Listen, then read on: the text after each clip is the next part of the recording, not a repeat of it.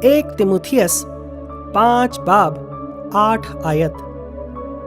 अगर कोई अपनों और ख़ास कर अपने घराने की खबरगिरी ना करे तो ईमान का मुनकर और बेईमान से बदतर है।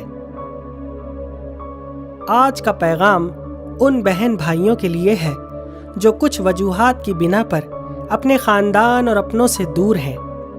ज़ाती रंजिशों की बदौलत अपने माँ बाप, बहन भाइयों और अपने घराने की खबर नहीं रखते हैं, मगर उन्हें ये जान लेना चाहिए कि वो खुदा के नज़दीक हरगिज़ सादिक नहीं होते हैं।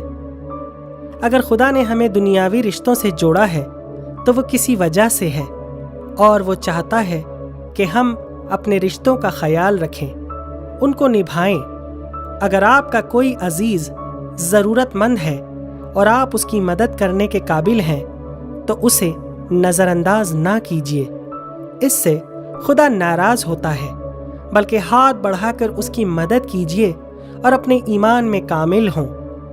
अपनों का ख्याल रखने और उनकी मदद करने से आप गरीब नहीं होंगे, बल्कि खुदा के नज़दीक आपका ये कामिल ईमान आपको और बरकतों से माला माल करेगा।